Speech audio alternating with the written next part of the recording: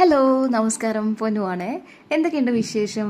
ഞാൻ വഴി മാറി വന്നതല്ല, ഇവിടേക്കായിട്ട് തന്നെ വന്നതാണ്. അങ്ങനെ ഒരു കമൻറ്റ് ഞാൻ കണ്ടിരുന്നു കേട്ടോ. ഞാൻ കുറേ നേരം ഇരുന്ന് ചിരിച്ചു. 2 മാസമായി വഴിക്ക് വന്നിട്ട് എന്നുള്ളത് എനിക്കറിയാം.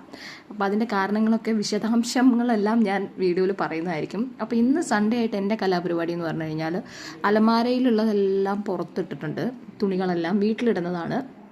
അപ്പോൾ അതെല്ലാം ഒന്ന് സോർട്ട് ചെയ്ത് പഴയതെല്ലാം ഒഴിവാക്കി ആവശ്യമുള്ളതെല്ലാം തിരിച്ച് മടക്കി നല്ല വൃത്തിയാക്കി വെച്ചിട്ടുണ്ട്. പിന്നെ ആ സമയത്ത് ചോട്ടും ഞങ്ങളുടെ കൂടെ തന്നെ അവിടെയും ഇവിടെയൊക്കെ ആയിട്ട് ഓരോ പണിയിലുണ്ടായിരുന്നു. വേദു ഇവിടെ മണ്ണിൽ കളിക്കുകയാണ്.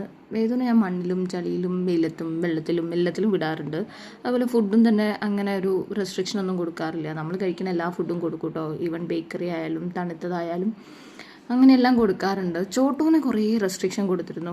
ഈ വെള്ളത്തിലും മണ്ണിലും ഒക്കെ കളിക്കുമെങ്കിൽ പോലും ഭക്ഷണത്തിലൊക്കെ റെസ്ട്രിക്ഷൻ ആയിരുന്നേ. ഇവൻ അങ്ങനെയൊന്നും കൊടുക്കാറില്ല.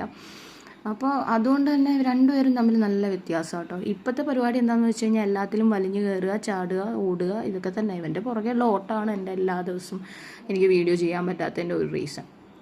പിന്നെ നമ്മൾ വൈകുന്നേരം ആയപ്പം പറമ്പെല്ലാം ഒന്ന് വൃത്തിയാക്കാമെന്ന് വിചാരിച്ചു. എല്ലാം അടിച്ചു വാരി വൃത്തിയാക്കി തീയൊക്കെ ഇട്ട് കത്തിക്കുകയാണ്. അപ്പം നമ്മൾ 3 പേരും കൂടി സന്ധ്യ ആവുന്നതിന് മുന്നേ പരിപാടികളെല്ലാം തീർത്തു. അപ്പോൾ ഇതാണ് ഇപ്പോഴത്തെ അവസ്ഥ.